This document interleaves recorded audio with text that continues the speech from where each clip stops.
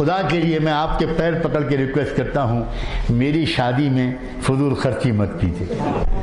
مت کیجیے گا۔ بیٹیاں کہیں میں فاطمہ سے زیادہ معزز باپ کی بیٹی نہیں ہوں، اور نوجوان لڑکے کہیں کہ میں حسن اور حسین سے زیادہ عزت والا نہیں ہوں۔ خدا کے لیے میری شادی میں فضول خرچی مت کیجیے گا۔ بچے کہیں، ماں باپ کہیں کہ بیٹا دوسروں کے ہاں جا کر ہم نے کھانا کھایا ہے، وازوان کھایا ہے، اور یہ کیا ہے اور وہ کیا ہے، اب تو ہم کو کرنا ہی پڑے گا، تو بیٹا خوشامد کرے، بحث تو نہ کرے، بڑوں سے خوشامد کرے۔ بیٹیاں کہیں، بیٹیاں اپنی ماں کے پیر پکڑ کے کہیں امی جو غلطی پہلے ہو گئی، لیکن اب اللہ کے غضب کو دعوت مت دیجیے۔ اگر میری شادی بہت ٹھاٹھ سے ہوئی تو راستے میں جو بارات گزرے گی، مجھے لینے کے لیے جو بارات آئے گی اور مجھے دلہن بنا کر جو بارات لے جائے گی، تو راستے میں غریبوں کے بھی تو گھر پڑیں گے۔ اگر کسی غریب کے گھر کی بیٹی نے تکیے میں منہ چھپا کر رونا شروع کیا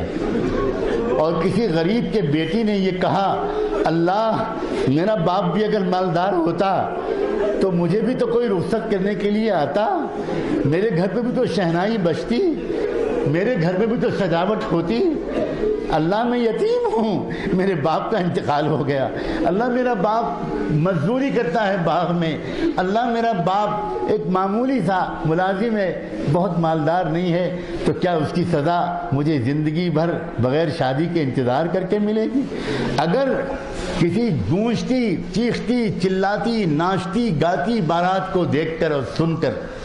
کسی غریب کے بیٹی نے 2 آنسو بہا دیے تو اللہ کی طرف سے یہ فیصلہ ہو سکتا ہے، فرشتوں سے کہا جا سکتا ہے اس شادی میں نحوست ڈال دو، میاں بیوی کے درمیان تعلقات خراب کر دو۔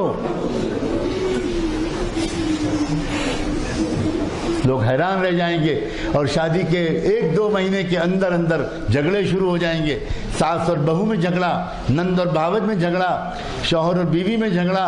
اور لوگ سمجھیں گے کہ یہ جھگڑا اس لیے ہو رہا ہے کہ کسی نے کچھ جادو کرا دیا اور کسی نے کچھ سفلی کرا دی۔ نہ جادو نہ سفلی، بلکہ بات یہ ہے کہ اس غریب کی کراہ پر اللہ کو غصہ آ گیا۔